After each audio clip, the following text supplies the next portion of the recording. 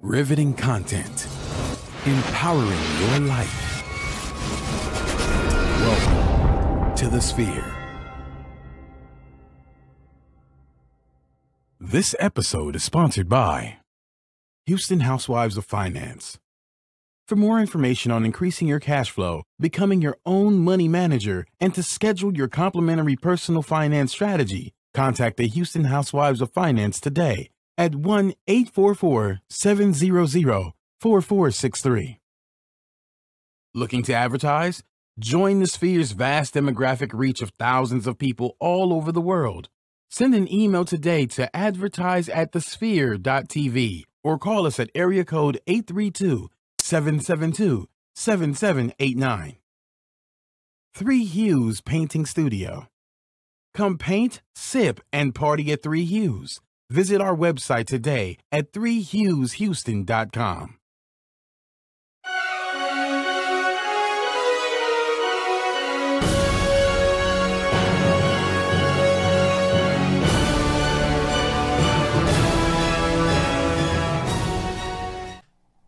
Yo, welcome back to another episode of Intermission, number 26 to be exact. I'm your host, Howard Jerome. You can find me on Instagram at Howard_Jerome or catch me on Facebook at Howard Jerome. Today we've got our fearless leader, while the Numbnuts is out here on his adventure with Brian Singer and his buddy Zack Snyder. G Hawkins on the mic. What up, good people? Bro? Man, I'm all right, man. Thank you so much for allowing me to come on the podcast and kick it. What up, good people? Welcome back to Intermission. We're about to dive deep into a lot of shit, but we're going to start with the social media. Hit me up at G Hawkins. That's G Hawkins with a Z. Goddamn it, Ziggy is tuned in. He probably got Brian Singer with him. He's back. Make on sure his Brian adventure. Singer hops in because we need to have these conversations, good sir. Oh yeah. But what's up, man? How you feeling? Like this shirt right now, man? Hey, maximum effort, man. Exactly. I mean, you can't get more epic than Deadpool on a unicorn. With the fucking tacos and the burritos. Chimichangas. Hell yeah, man. Holy shit. Oh yeah. Chimichangas. Unfortunately, every time I look at this shirt, I'm like, fuck, I should have ate before I got here. Nah, it's all good. You know what? Hey, Taco Tuesday is going to come on a Monday today. Taco Tuesdays on a Monday. I feel that, man. Hell That's what's up, bro. Well, yeah, man. How was your weekend, dog? Weekend was good. Got an opportunity to see a lot of great things. Obviously, we're going to talk Transformers today. We're going to talk Power today. Saw a lot of good trailers before Transformers. We're going to talk about some of that shit today. Some of them caught me off guard. It was actually, so obviously we saw my favorite Dunkirk, so spoiler alert, we're going to be looking at that trailer tonight. Since Def Jeff, up. what up? How's it going, man? But yeah, same here, dude. It's all it is what it is, man. A few man. movies this weekend. It's a lot of shit popping, man. A lot of shit, a lot of things happening. Shout out to all the Cody viewers on right now. For those who are tuned in with us, Jeff, make sure you hit that share button, brother. And same with you, Jarvis. Hit the share, man. Well, it looks like you share. So Jordan Hargrove, what's up, bro? How's that baby coming along, man? But anyway, yeah, we're gonna dive deep. We're talking Power. We're talking Transformers. We're talking all that shit. Dunkirk, which seems to have a different trailer every time I see it. And it's still, but we'll save it because that shit is real. We need to have that but the only thing for me is just that I'm still just stuck on that very first trailer we saw when we go see Wonder Woman. And by far, I'm going to see this movie. But you guys got to stay tuned because that's going to be at the end of the show. Yeah, so we're going to talk about that. Yeah, but before we get into it, we posted a question earlier about what your favorite franchises is, and then obviously that's in honor of Transformers coming out over the weekend. Indeed. A lot of great franchises. The good, the bad, and the ugly. So what you got, Gary? What you like? So let me keep it a buck, right? Some of my favorite franchises, and we're going to make sure we get that image up for those that are watching us right now on the Facebook Live, that just in case you didn't see the original tag. Some of my favorite as a child growing up had to be your Nightmare on Elm Street. Had to be your Jason. Like, I enjoyed the horror movies. Those were my things because those were things that truly just fucked over me as a kid, that kept me up at night, had me locking doors and shit. It was things like that. And obviously, so you mean to tell me you're like a fan of like Evil Dead and shit like that? Gotcha. And so that's just that's how I grew up. And then obviously as we've gotten older, a lot. I enjoyed the Iron Mans, I enjoyed the Star Treks, I enjoyed things like that. I enjoyed the Marvel series and the things Marvel has done. Time out. I got to stop you right there. Here he goes. I see some fucking shade already. Here he goes. From Adventure Man, Starman, I see it. Jarvis Ziggy Newsome. This motherfucker's going to talk about Fast and the Furious. It's already. The bad, bro. Yeah, it's bad like Bad and Bougie. That's the shit, dog. It's the best one. But obviously, Jarvis over here hating. I can't get over that shit. But you know that's what? Jarvis though. All right, Ziggy's being Ziggy. So out of horror, see, I gotta tell you, you definitely were an advantage growing up when you did, because y'all's horror movies, by far, in my opinion, are the best, because it's always a psychological thing. They weren't relying on just a bunch of blood and gore. Sure, you guys like grew up with slasher flicks when they were coming up, but it still was a mental game. Like, I'll never forget that song from Friday the 13th with Freddy when he's over here jumping through these comic books. Oh, and yeah. 1, 2, Freddy's coming. All that shit. Hell yeah. You remember that as a kid, man. That seeps into your psyche, and it becomes something that just kind of terrorizes you. And Jarvis says Gremlins, great movie. I think, well, the first one was great. Yeah, the other one kind of sucked. Yeah, it kind of get a little cheesy because I think they were going for that humor shit versus what the original intent was. But dude, funny thing about Gremlins, though, they actually are the ones. That movie actually challenged the whole rating system. People had to go back in and actually change how they reviewed movies. Really? Yeah, because it was viewed as being actually kind of scary and actually a little disturbing for children. To go figure. I mean, now it wouldn't hold up to anything. Yeah, shit, we got movies like Saw and Hostel and stuff. And actually, that's what I was about to go to. I was having a conversation with my girl. We were talking about we got some stuff going on international later this year, and she was like, "I ain't saying no goddamn Hostel." And I was like, I knew exactly why she said that, because of the damn movie. Like, and I've stayed in hostels before over in Europe and had great experiences. But when you see the movie versus real life, you're like, well, shit, nobody's gonna say the goddamn Hostel now. Hey, I'm about to say, well, you need to have it go back and watch, because you see when they're on the very first one, they're talking about the order sheet. They don't want us. We don't want us, but we'll be okay. We're good. Now, I tell you what, though, when it comes to the bad and the not so great, I definitely got to say, Iron Man has definitely, I think, has run its course. It started off with that great movie. I know you said this is one of your favorite ones, but number 1 was definitely dope. Yeah. But 2 and 3, I think it's one of those movies that definitely ran its course for sure, especially when we start getting into like the Mandarin and everything. Sure. We saw a few earlier today. Let me pull up my Facebook real quick, see what some of our viewers were actually talking about here today. Yeah, and I know some of my other favorites had to be Lord of the Rings. I enjoyed that. Obviously, when they decided to go back to The Hobbit, that was a bit much. But the original Lord of the Rings, I was here for that. I was also here for the Harry Potter series. I never read. By far one of the best. And here's my thing. I listened to the audiobooks. I read the first one, listened to the rest on audiobook, then went back and watched the movies, which, there were some discrepancies here. There are some where they just totally fuck shit up, like the big fight scene at Hogwarts and things like that. Yeah. So, but overall, those were series that I wish, let me tell my age a bit. Sometimes I wish I had a kid that could sit through and enjoy those type of movies, because those are great, and you kind of grew up with that. So someone that was 10 or 11 growing into their 17, 18, like, you really can mature with a great movie franchise like that. For sure. So, Harry Potter is definitely one of the ones that was mentioned on here. Now, Star Wars was mentioned on here, and like, I've kind of got my issues with it, because Star Wars can fit literally every aspect of this. So you got the good with the original 3, you've got the terrible with the prequels, and now we're sitting at a crossroads. We're waiting to see what's going to happen with these new 3. And so far, I mean, they're off to a pretty good start. So you look like you might be a little iffy on this. Well, I enjoyed the first 2. The last one, what was the last one? Return of the Jedi. So. You didn't like that one? Well, I mean, we'll see. We'll see what happens. That's all I can say. I don't want to go too far, because that's a in-depth conversation, obviously. So, let me ask you this then, because there was something pointed out to me that was pretty interesting today. But out of the 3, which one do you think is the best one? Out of the 3 Star Wars movies? Out of the 3 originals? Out of 3 originals. The Empire Strikes Back. Got you. So that's the second one. Generally, people say The Empire Strikes Back is the best one out of all of them. Yeah. What do you think out of Oceans 11, 12, and 13 is the best one? Ooh. So 13, it was doing too goddamn much. The first one, I think, had they got you with the it factor, very much like how Saw does. So once you got past Saw 3, 4, whatever the hell, like, you already understood what was happening. So for me, Ocean's 11, the original one, well, not original, but since it's a remake, technically, for those that didn't know, spoiler, it's a goddamn remake. Do your history. But the first Ocean's 11 that they released recently, that one I think I enjoyed more than the second or the third. Now, all right. Out of all the Captain Americas, what do you think is the best one? I'm going somewhere. We've had this conversation, and I think we've all agreed that Winter Soldier has probably been the best one. Number 2 again, right? Yeah. All right, Lord of the Rings, 1, 2, or 3? Damn.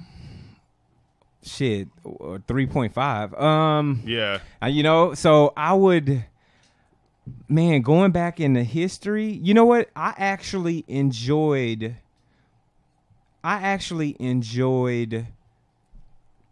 the second one again. Now that I think about it. I asked that because Jarvis pointed out something to me today when me and him were talking, that with trilogies, it tends to be the second one is the best one, which makes me have hope for Star Wars coming up this Christmas. Okay. But I don't know, though, because if you look at fucking Fast and the Furious, the first one was the best one. Now, granted, it's not a trilogy, but the first one I still think is probably the best one because it held true to what it is. Then if you look at actually my personal favorite Ocean's 11 was definitely the first one. Mm-hmm. But Ocean's 11 I think is 12 and 13 is like the only one that really breaks the mold from what we're looking at. Sure. Because Ocean's 12 was horrible. I think that was a shit movie. Yeah. But in general, I have no other. Yeah, you're spot on. Yeah. Spot on, good sir. So thank you. Yes. Well, so it is interesting. I think that who's that? Clinton 3's the what? 3 is the best for Lord of the Rings. You like the third one, 3 and 3.5. That I was a bit hesitant there, right? My 3 and 3.5. Because it's so you're looking for the climax, right? Yeah. And so it was such a great buildup over a good period of time. And these movies are long as shit, so it required you to stay tuned in. So I can understand why people like the last ones for the Lord of the Rings. Return of the Jedi is the weakest of the originals. True indeed, Jarvis. Yeah. True indeed. Well. So this is my problem with just Star Wars in general. So when I first saw the original trilogy, I was young as hell. Okay. So when I go back and look at it, even though the ones that I grew up with, more or less, the prequels, the thing that always sticks with me is that the lightsaber scenes are so much better. Oh yeah, in the prequels than they are, because then you go back and even if you look at the Rogue One when they have. What's his name? Darth Vader coming in there. I think they kind of messed up with that because now he's doing all this like cool ass shit. But then you go back and watch the original ones, and he's kind of just all stiff with it, just going like just little slashes here and there. And I was like, that ruined it for me. But I don't think Return of the Jedi was the weakest one, to be honest. I think the movies actually got a little bit better as they went on, in my opinion. Sure. Just because, you get Jabba the Hutt and Princess Leia and them change. So yeah, and we're all, at the end of the day, I think that's one of the beauties of having these opinions. And like what you just said, a lot of times it comes down to the finances that were available. Exactly. Right? So the money that they had to do the first goddamn Star Wars in comparison to the money they had to do the prequels is night and day. And for those that want to talk about money, you want to get your money right, you need to holler at Houston Housewives of Finance. So, did you know that only 4 states in the United States offer financial education? 33% or more than 77 million of Americans don't pay their bills on time. 39% of Americans carry credit card debt from month to month. And 39% of adults say they don't have enough money in savings. Don't become one of these statistics. Let Houston Housewives of Finance advise you on increasing your cash flow and becoming your own money manager by scheduling your complimentary personal financial strategy. Contact Houston Housewives of Finance today at 1-844-700-4463 or email them at info@HoustonHousewivesOfFinance.com. Ask us how you can participate in a complimentary financial literacy workshop near you. Houston Housewives of Finance are the new faces of the new age of financial services. And I think they got the money right for the prequels. And that's how you got these badass lightsaber scenes. And that's the way it should be, right? The shit gets better, and I hear you. Because once you get better, to some degree, if you compare, you're like, oh, shit, you weren't doing that much. But they couldn't. So it is what it is. Yeah, and also I think that with the storyline and the writing got a little bit better, in my opinion. Just because, excuse me, take it back. No. Talking about Star Wars. So I was over here reading this comment that a friend of mine was sending me about Indiana Jones. Ooh. Now. Say, man. Now you're talking classics, okay. Right? Well, so that's my shit. But let's be real, though. Okay? Talk about I'm probably about to upset some people. Possibly. Indiana Jones is... nostalgic-wise, you look back, it's a great movie. But you go back and try and actually watch it, it's not really that good of a movie. Like, I mean, let's be real here. I mean, the story... Now, I tell you, though, it has one of the most iconic scenes outside of that boulder that he's chasing after. What's that, Raiders of the Lost Ark? I think... No, not Raiders. What's the one... I think the Temple of Doom. Temple of Doom, okay. Chest, yes, yeah. And pulls out the heart and just... Yeah, and it's still beating, yeah. That was by far one of my favorite scenes in any movie growing up as a child. And the only thing that replaced that... Well, there's 2 scenes that replaced it. Immediately after that, as far as just gory scenes goes, Hostel. When the dude who actually plays Louis Litt on Suits now is over here doing this thing with the chick, whatever, and you see her eyeball dangle out. Oh yeah. It was. Yes. I couldn't. I was like, oh, it's so nasty. Just like, but you can't keep. But you got to keep watching. There's one eye you're still looking. Yeah, yeah. And then of course, so we talked about this with most memorable deaths. The dude who looks like the guy from Triangle Head, looks like the guy from Soul Calibur, where he rips that chick's skin off. I to this day have not had a movie that tops that scene. But as far as franchises go, I think. I don't know, man. Yeah, I mean, a lot of nostalgia out there. A lot of nostalgia. But it is what it is. Dude. But Facebook Live, let us know what you think. And Clinton just said, Jarvis, go back to look. They made him realistic, that running scene. Okay. So, I don't know. They're talking about something. They're talking about the Hulk now. The Hulk. All this shit, which that whole series is just, you know. That shit was I mean, personally, like Edward Norton, but, you know. Yeah. So, it is what it is. But anyway, we want to know more about what you think. Now, if you can't reach us here on Facebook Live, obviously, people, hit us up. Intermission at thesphere.tv. Shoot us an email or hit us up on social media at thesphere.tv. #intermission. We want to know. Talk about some of your best and worst movie franchises that you've been a part of or your kids have been a part of. Now, remember, Facebook Live, folks, we're about to shut this shit down. But you can get the rest of the show later tonight by subscribing. So hop over to iTunes, SoundCloud, Google Play Music, or Stitcher for our techie folks. While you're there, make sure you review us. Let us know. Give us some constructive criticism so that we know how we can better give you a greater show. Something that's worthwhile, something that's fulfilling. Also, make sure you share this. Share this with your family, your friends, your fiance, your foes, shit, your haters, anybody. Make sure you share and share alike. Let everybody know where they can get all that great TV reviews, movie reviews right here at The Sphere. And last but not least, if you like what we're doing, make sure to sew back into us. Go over to our donate link at thesphere.tv/donate. There you got a single donation as well as a multi-donation via Patreon. And we want to make sure as you're sewing dollars back into us, we're giving great content back to you. Once again, the rest of this show will be up later today, so make sure you subscribe or at thesphere.tv. So, let's keep this shit popping. Wait a minute. This is your show, not my show. No, hey, you on a roll, man. Hey, you got to get these plugs in. We got to get these donations in. I know, Once again, fearless leader over here trying to get this money for us. I am not going to stop you because, hey, you know what? Hey. Anything that's going to make my pocket better. Hey, all that's for what we it, do. Buddy. All for it. The difficult we do immediately. Oh, yeah. Immediately. Oh, yeah. So let's hop into some reviews, man. So where you want to start? Your call. So, Power, buddy. Okay, let's talk Power. So, let's talk Power. I can't remember if you're actually like been a follower of the show since the start, or you just got into it. From inception, actually mid-season 1, that's when I hopped in, caught up, and I've been on since season 1. Gotcha. Yeah. So I came in probably about mid-season, season 1, season 2, some shit like that. But I've got to say that the show just progressively gets so much better. Some of the fact that when 50 Cent came on and was playing Kanan, I had to start following him on Instagram. And I got to say, dog, like, I mean, Power's got to be one of my favorite shows out there, hands down. And this season 4, episode 1 did not disappoint whatsoever. I agree wholeheartedly. You know, we talk very often about the fact that Power speaks to a particular stereotype of African Americans. However, you get to see both sides of the gambit. You get to see that quote unquote #Black excellence in a business owner, someone who's really about pushing his culture forward, who's really about, you know, really working through things and avenues, making deals and making sure that the money flows in, and at the same time, boys pushing these bricks. Yeah, heavy. And one of the things that's always been interesting to me about this is that when you see the same trope over and over again in movies, you never see like the guy who's selling these drugs. He always has a dream of like, yo, I'm gonna get this big score. I'm gonna go out and I'm gonna be done with this, get my family and whatever. Yeah. They never make it to that point. Never.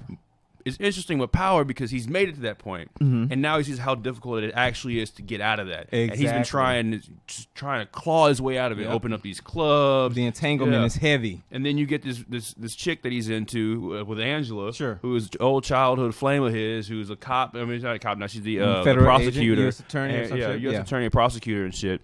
And it's like he's seeing that this dream that I've been wanting is right there. It's just right there. I'm trying to grab it and all this shit, but seeing that all these obstacles that it ends up coming back to him. Like, and it's the craziest shit. We see that over here in this episode where now he's in fucking jail. Yeah. And the love of his life, Angela, is the one that put him there because now she's pissed off with him going back to his family. And obviously we're not going to dive deep into it from a spoiler perspective. Yeah, but what we will say, obviously, for those if you hadn't watched season 3 finale, that's your fault. We know that he did not kill the person that he's been indicted for killing. So that didn't happen. So that's another piece of this puzzle that you speak about. He's fought so hard to get out of this goddamn situation, and everything around him, even things that he did not necessarily do, is pulling him back in. And at the very base level, the foundation, his wife is still by his side. His longtime partner Tommy is still by his side. Now, getting into Tommy though, talk about it. That doesn't necessarily mean his friend being by his side is actually a good thing, because as we watch throughout the seasons and everything, we see Tommy's part of the reason why he's still staying in this. I mean, look at this. Like, even if you look at the look on their face, Tommy's like satisfied with where they are, because this is the kind of shit he wants to be in. Sure, Tommy wants to be in these streets, out here pushing these bricks. Yeah, he's like, Ghost, man, this is what we built together. Yeah, he said it many times. This is what we want to be. Yes. This is what we're supposed to be doing. Fuck getting this money through the clubs and stuff. That ain't who we are. And you can even see it on Jamie's face that he's like, man, I don't want to do this. This is a means to an end. Yep. And even the way you chose to call him Jamie versus Ghost. So that was a conscious decision. I heard it. Because you know which way he wants to go. Yeah, he wants to be Jamie. He's tired of being Ghost. Pulling him back. You're right. It is a conundrum. The fact that Tommy's still so loyal, but and we've seen what Tommy looks like when he's not loyal. You know, we've seen, and to some degree, it put Ghost's life on the line in season 3. It's a very complex thing happening for those that are watching us right now, or if you're listening in your car right now. Shit, this is Power season 4 premiere, and one of the things that I think is so impressive about this show is the writing. Yeah, they the continue to writing write so well, and they keep you intrigued each and every episode. And the episodes don't fall short. Like this was a healthy premiere for a new season. I didn't feel like I was missing anything. And for those that are unaware, for those that hadn't seen the previous season, shit, you got what you needed right here in the premiere. Absolutely. But shit, bro, we're at this point, man. I want to actually thank our sponsors here, The Sphere. We got our fearless leader here, so I want to hats off to you, man. We want to get into all these business owners that are out here watching and everything. We know that you're out here trying to develop your business and actually get a following and everything. We want to invite you to actually start advertising with us here at The Sphere. Do you need to reach out to thousands of people across the world to build your brand and sell your product? If so, get your product placement and advertising needs handled right here at The Sphere. We offer a wide variety of content delivery platforms, including iTunes, Google Play, SoundCloud, YouTube, and Stitcher. Plus, we have a vast demographic reach within the United States as well as modern countries across the globe. Our enriched content and inspiring dialogue, coupled with your strategic ad, is surely to hit the mark every single time. Call us today at area code 832-772-7789 or send an email over to advertise@thesphere.tv. Booyah. Hell yeah. Coins. But, I mean, I don't know, dude. And the thing that I really like, I'm really getting into now, seeing that, first off, 50 Cent is actually like a really dope actor, I think. Like, we're seeing his chops here, and that motherfucker is crazy. He is so conniving in this, barred. dude. And that's kind of like what I like, because like most shows, when they have like subplots and all this stuff, they kind of fall short. They don't really develop them as well. But they're doing a very good job of keeping this story going with Jamie and damn, I just forgot his name now, white dude. Tommy? Yeah, and Tommy and his wife Tasha, but also developing this side plot, because in the background you got to keep thinking like, there's still this revenge plot going on. And over here getting your son hooked on lean and shit. Yeah, like, Kanan is not playing. No, and then his cousin. Now that's the one I'm waiting to see what's going to happen with that. Yeah, and we see a little bit more of her mindset in this. Yeah, and I think actually she's ruthless. Oh man, like volume 2 more ruthless. So. Yeah, Kanan. Yeah, she don't play that shit. No, you even see it in this episode. Not to give y'all too much, but we really get to see the depths of her ruthlessness. Because I agree. At one point, I actually thought Kanan was kind of like, we kind of got what we need. Yeah. Like, we don't need it anymore. She like, fuck that. Yeah. 15. She's like, hey, he's down. Kick him while he's down. Let's go. Pain he wasn't planning to get. Exactly, and I understand, and I think you hit the head on the nail. Character development, man. Mm-hmm. They've developed Kanan's character so well. You've now given him supporting cast, with his cousin and some little straggler and shit like that. They keep throwing a piece in. And what's old dude's name? Who's like in the who's the guy who works at the club? Yeah, the double agent. I can't think of his name off the top of my head. He needs to do better acting, man. Perhaps, perhaps that's the case. Whatever the hell his name is, but you know. Him, I mean, even his role. You saw development with him and where he came from and where he is now. So hats off again to the writers. The writer, if you're watching this, you're a writer of Intermission because your ass should be watching this show. Hats off to you, good fellow, good madam. Absolutely, great show, absolutely, man. So something else big. Yeah, so man, we gotta get into this. Yeah, so let's get ready. We have to stretch on this shit because it was a bit much. So it was a bit much. As all you viewers know, Transformers came out. Man. And Michael Bay isn't one of the best directors out there. Let's just go ahead and get that out of the way. Matter of fact, I saw this article recently that said Michael Bay is aware, the title was Michael Bay is aware that his movies suck. And damn. I try to go in this with an open mind, even posted it on Facebook and said, you know, I'm going in this movie with an open mind because the story seemed like it was going to be that they're going to try and develop a plot. Yes. When I say this movie was one of the most boring Transformers movies I've ever seen, I was so disappointed, man. Not even the action scenes were even there, man. What you think on this? So let me keep it a buck, man. First and foremost, the first 20 minutes went by so there was scene after scene after scene change. Shit just kept changing with no clear direction of where we were going. I still don't even know who this girl is. Like the little child just came out of nowhere. Yeah. Mark comes out of fucking nowhere in a truck. Like I did not understand what was going on until maybe minute 45. Dude, the very first question I had, and I talked to a lot of people, and they were saying the same shit like you saying. No one knew what was going on, but when they were in this little quarantine area where it's supposed to be have all this surveillance and everything, how, just like you said, how is it that Mark Wahlberg's character and that little girl, how are they able to just run around this place like it's for cool days and no one knows? She and lives how the hell here. do they not know that this Transformer that's in this plane is still there? It's just chilling. There's no idea. It doesn't make sense. Like it's not plausible. No. And then on top of all that, when they tag Bumblebee, how do you not know? Like, we're supposed to believe that these dudes are entities and they understand this stuff. They get hit, they get stabbed, they're in pain. You mean to tell me, like, I know if somebody put a little sticker on me, I'm gonna feel that shit. You would think. It's gonna annoy the hell out of me. I'm like, what the? How do you not know that this is on you? Yeah. And we just let you hear. So overall, I think part of the biggest part of the problem is there's no development. There's no development through this movie.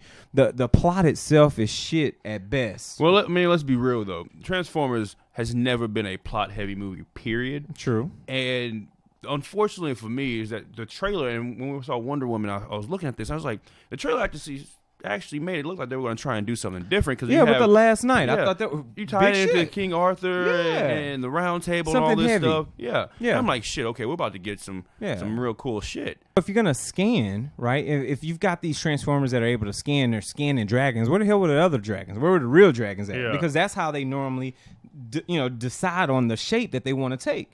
I like the fact that you showed multiple Transformers transforming into one entity. I've always liked that, even with like the Constructicons when you'd have all them and shit like that. So that was cool to me because I grew up on Transformers. But damn it, Michael Bay, all this cool technology, but your story writing is shit when you were known to be such a great storyteller. Yeah, I mean, but here's another thing that they keep mentioning throughout the movie.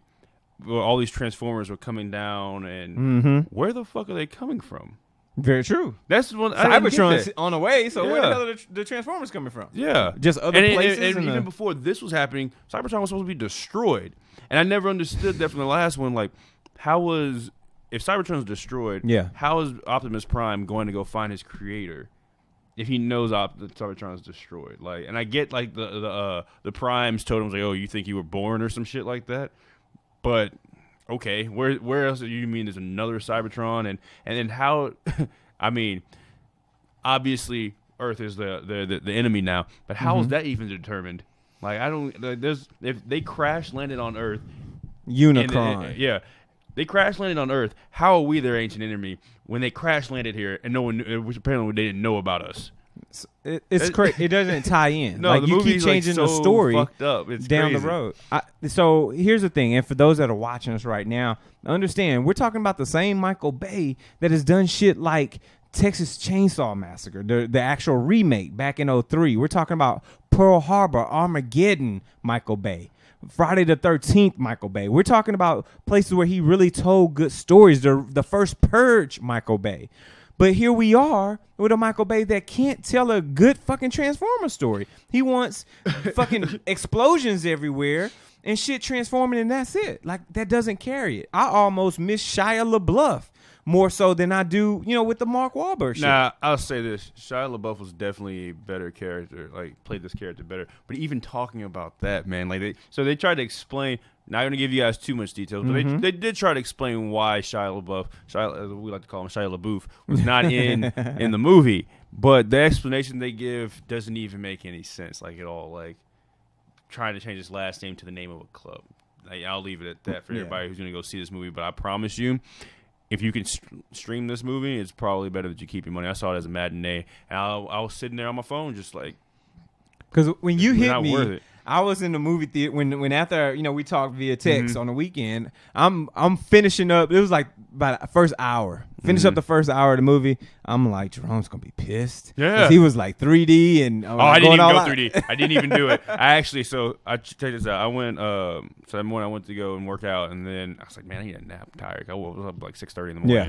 So take my nap, and then saw there was a 2:30 available. It was a Spanish subtitle movie, so it was in English with Spanish subtitles. And I was like, you know what?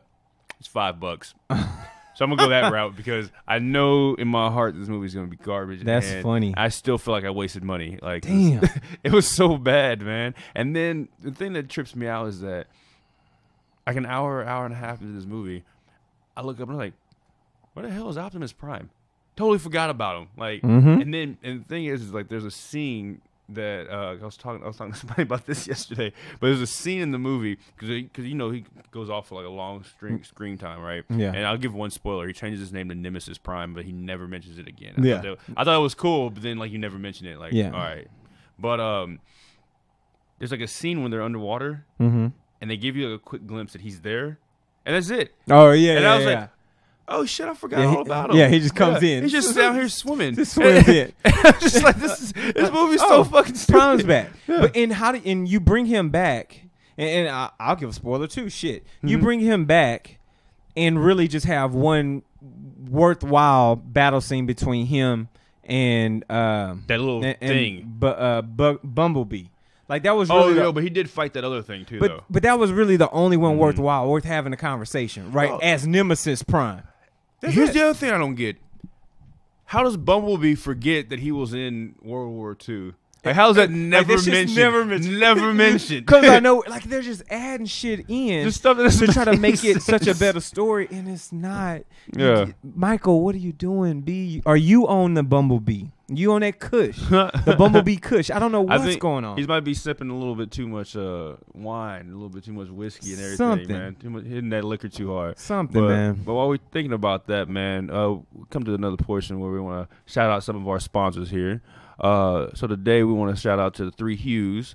Come paint, sip, and party at Three Hues. Whoop, whoop. Join a party or book your own private event for kids or adults. Let Three Hues help you create your masterpiece on canvas step by step. A painting party is perfect for any occasion, a church function, wedding showers, team building, Girl Scouts earning their badge, date night, birthdays, or any time you just want to have fun. Ask them about their summer camp programs, kids club, special events, and wine glass painting events. Did we mention that Three Hues is mobile too? Yeah, you can go to the studio or they can come to you. Visit their website today at threehueshouston.com. Boom. I'm going to have to tell Michael Bay he needs to stay away from that, though, because he needs to do something, especially with him coming out with Bad Boys 3 coming in. I'm like, it's scary, man. I don't know what he's doing because, like, I was looking at his whole filmography, and it's like he's all over the place with his movies. Yeah. Like, and I like that, right? He doesn't fit in a pocket. That's cool. But damn, like he just fucks up some of the best titles. Yeah. Yeah.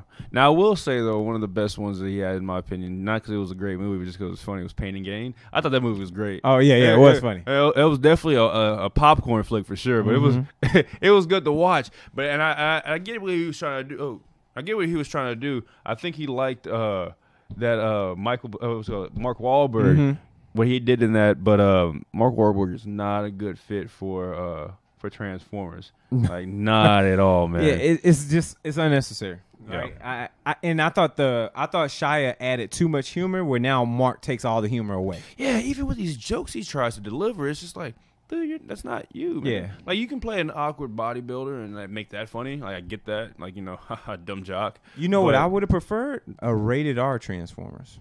Like, if you could have got gruesome and got a bit more gritty and made it real, made it realistic, now I think you would have talked to a demographic in a way that hadn't been done before. See, and it's funny that you mentioned that. You ever seen that that short film on YouTube for Power Rangers, the rated R version? No, I hadn't. Oh, man, I'm seeing you. But what's his name? The guy from Dawson's Creek is in there. Jack Vanderbeekers, Jason Vanderbeek, whatever his name is. Right. No, but he plays fucking badass in this movie. It's just dope. But it's a rated R version of Power Rangers. There's like blood, cursing, and all that stuff.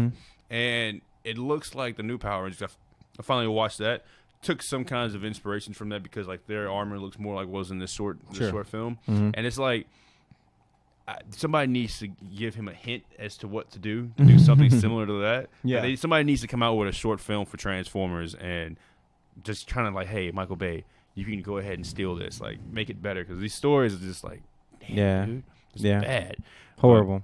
I feel for him, man. It is what it is, man. It is what it is. But one thing that this movie did do for me, though, is it introduced me to a new trailer, and that's going to be one of our trailers of the week. Let's talk about it, man. Trailers of the week. What's up? Valerian, man. Valerian. I had never heard of this movie, and, like,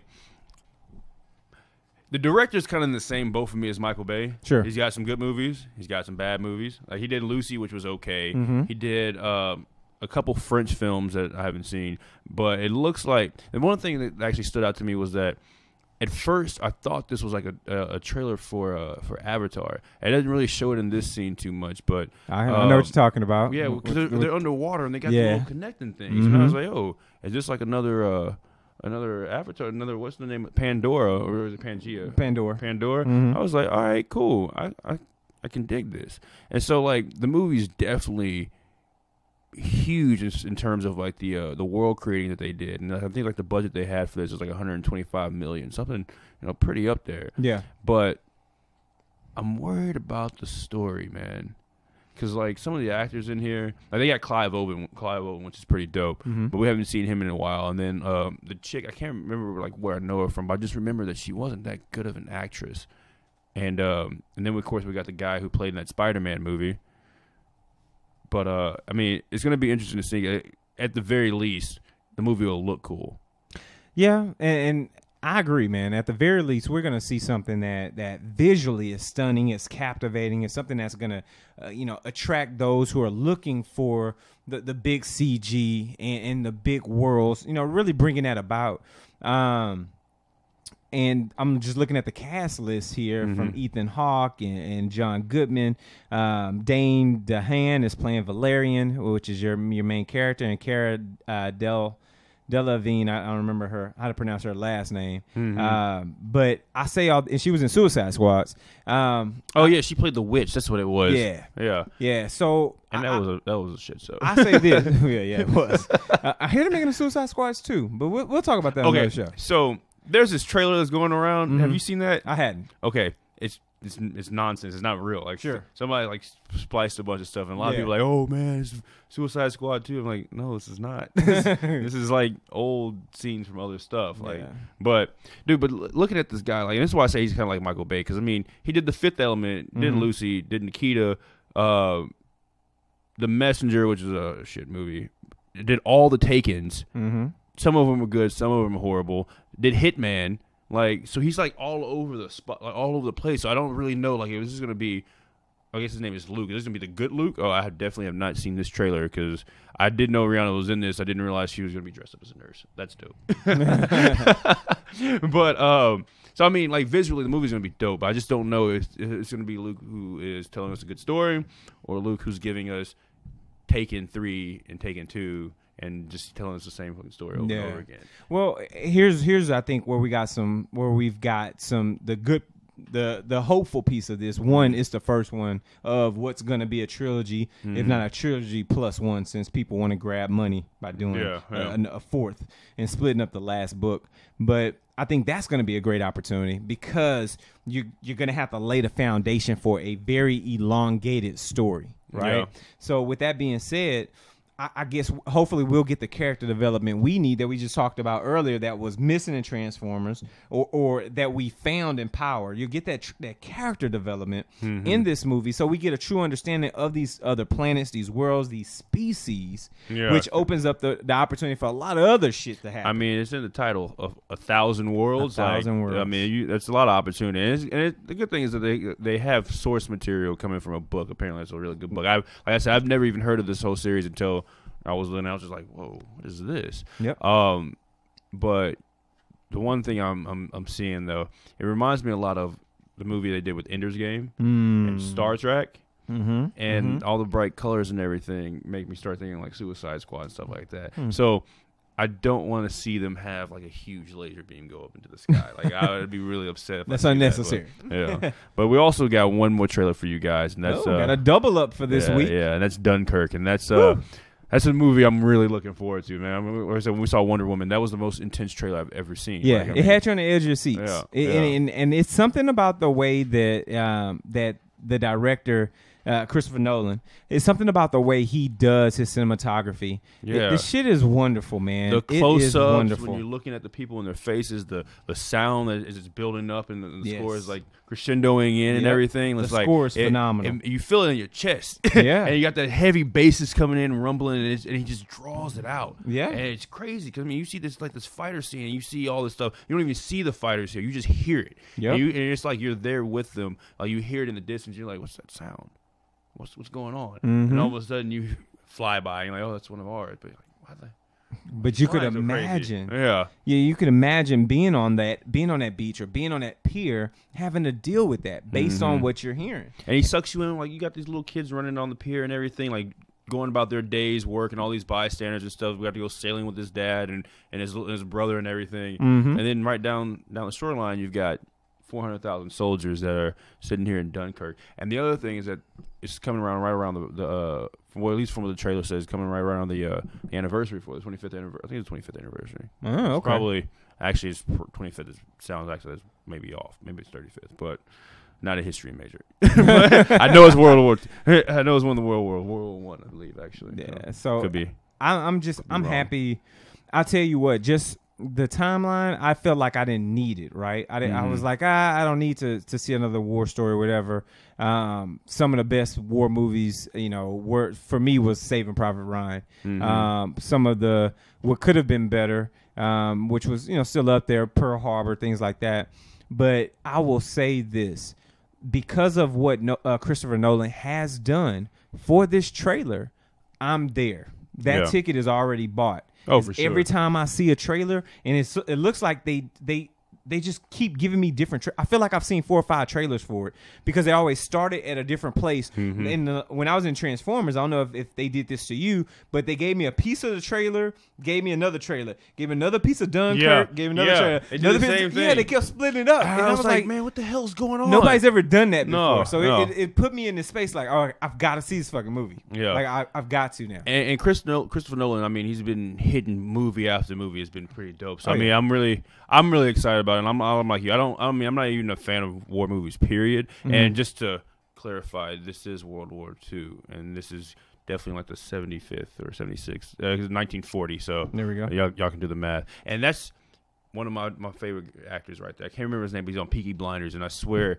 I've been wanting to see him in a movie for a long time because he played Scarecrow in Christopher Nolan. I remember that Batman movie, and it's like he's a dope actor. He's intense, really intense, but he has a really good way of like developing characters. So I hope he has a big part in this. But it's like, I mean, Christopher Nolan hasn't let us down, so I'm really excited to see this take on it. And, worst case scenario, you get an adrenaline rush watching this movie because we know that scene's coming. Yeah, so there it is. But there it is. Dunkirk. I'm excited, man. And July's going to be big. We got a lot of movies coming out, man. Despicable Me 3, Dunkirk. We've got Baby Driver coming out here at the end of the month. Yep. War of the Planet of the Apes. Atomic Blonde. Come on, man. Yeah, dude. And like, I'm not gonna lie, I'm really excited about seeing Despicable Me 3, man. It looks good. It does. It's hilarious. It looks good. It looks funny. Steve Carell is an evil villain. Now he's playing his twin. Like that's that's gonna be great, man. Yep. So I'm really excited. You know, it's definitely an opportunity, and we're gonna mention this again next week. You know, for us to